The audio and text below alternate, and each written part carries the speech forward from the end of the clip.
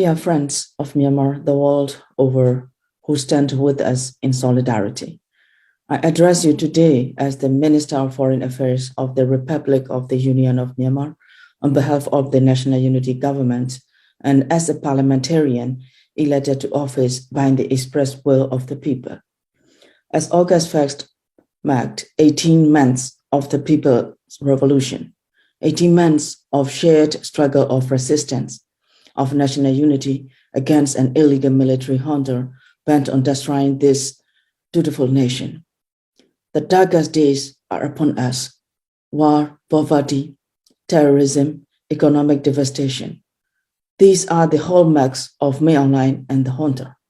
And now, in its ever-escalating embrace of atrocities, we grieve the executions of political prisoners.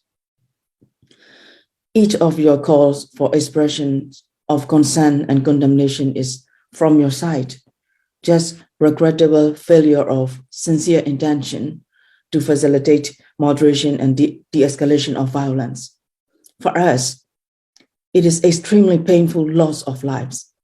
For us, it is burning the houses and whole villages, destructions of most basic condition for life of tens of thousands and hundreds of thousands ordinary people who anyhow have lived on the edge of poverty and in constant struggle to sustain their families.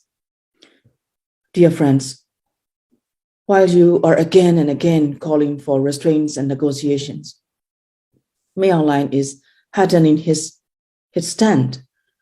While you call for Aung San Suu Kyi to be released, May Online has moved her from house arrest to prison.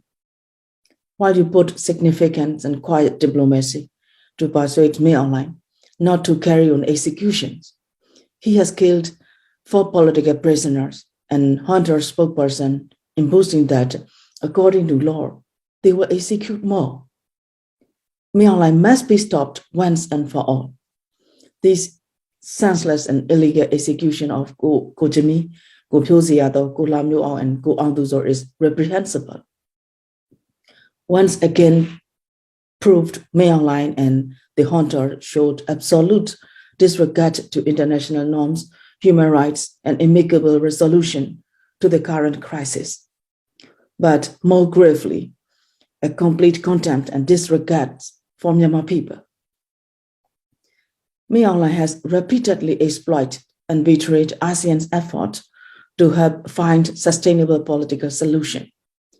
This execution further demonstrates the junta's disregard to the commitment it has made to the current ASEAN chair and ASEAN envoy.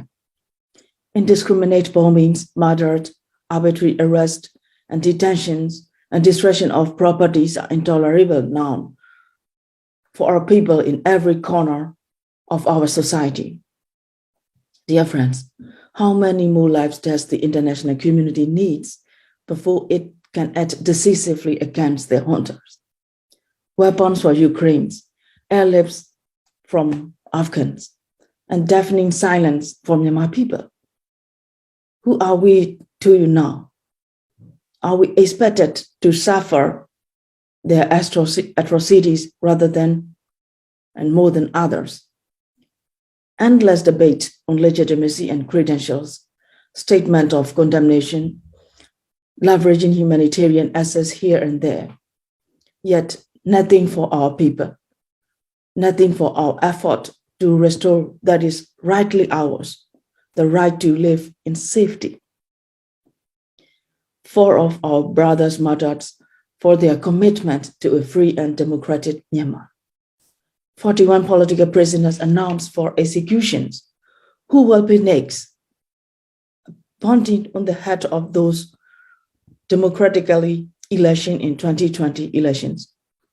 Who dare to serve our people in health, education, humanitarian response, protection of women and girls?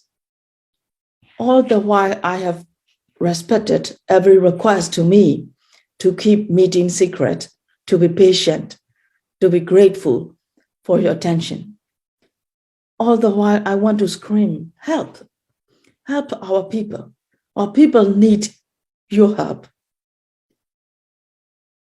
The preamble of the United Nations Charter states that the people of the United Nations determined to save succeeding generations from the scourge of war, which has brought untold sorrow to mankind, and to reaffirm faith in fundamental human rights, in the dignity and worth of the human person, and to establish conditions under which justice and respect for the obligations arising from treaties and other sources of international law can be maintained, and to promote social progress and better standards of life in larger freedom. It is time to put this into action. To the United Nations member states, Security Council, and international community, we appreciate the statements of condemnation of the executions, our friends, but without practical actions, it is hollow words. Effective, decisive, and united collective action is needed immediately. Cut the revenue streams of Myanmar and his terrorist army as efficiently as possible.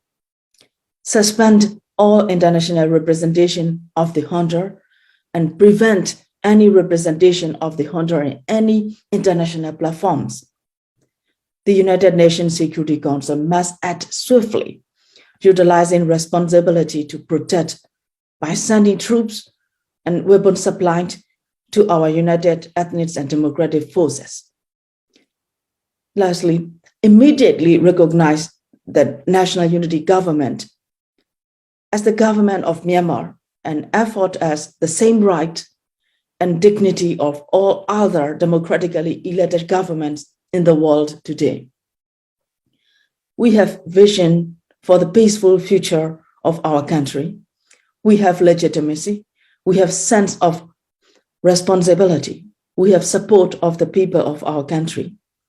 We care for lives. We care for rights, for rule of law, for peace, for understanding, for accountability. We care. Start by talking with us instead of either creepily engaging and legitimizing junta or issuing ineffective statements of regret. None of those is bringing you closer to help us, and both of that is bringing us every day closer to death and destruction. As our people died in every day in the IDP camps and in their homes, and people defense forces trying to protect themselves, we compel international partners to exhaust all possible political and diplomatic means to help realize our yearning for safety, stability, peace, and freedom from the junta's dictatorial rule. As I close, I assure you with full voice that the people of Myanmar shall prevail. Peace and justice shall prevail. And we will restore Myanmar to its place among the vanguard of democracies.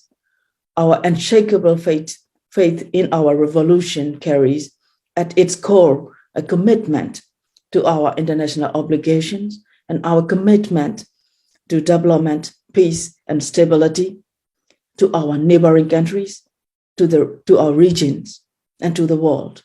I thank you.